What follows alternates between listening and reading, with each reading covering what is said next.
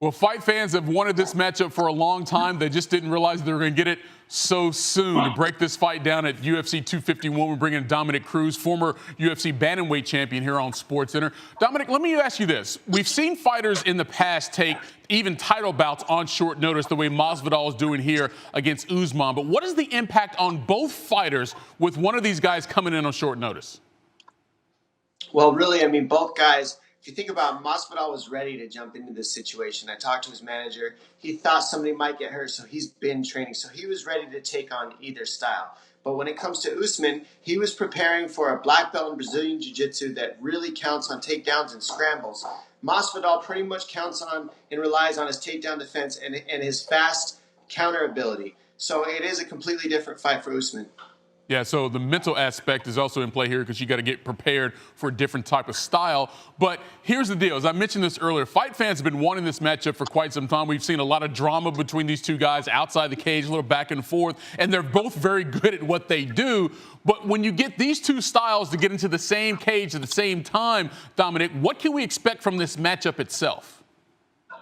Well, if you think about it, like I was saying, Masvidal really likes to take his time early and defend the takedowns.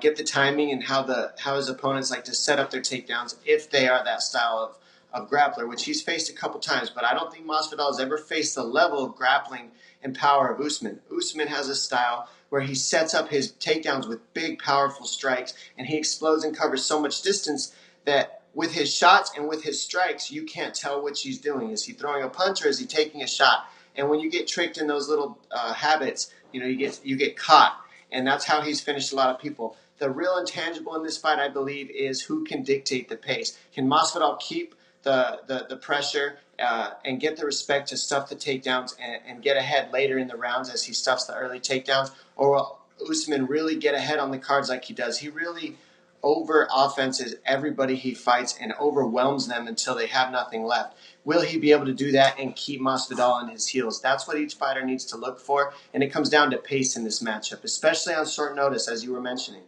Let me ask you this. I don't want you to give me a prediction on who will win. I want to get that from you later in the week. But what's more likely in this matchup, a stoppage or going the distance? You know, if I'm looking at this matchup, Masvidal probably wants to try to get Usman out of there early because he still has cardio, but Usman has a habit of really keeping a heavy pace for 5 rounds. So I'm looking for Masvidal probably try to get it done within 3.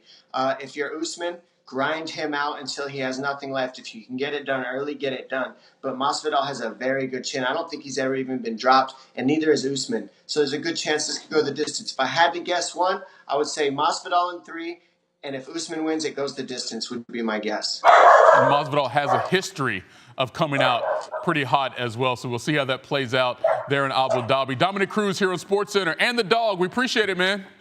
Thanks. Dojo says hi.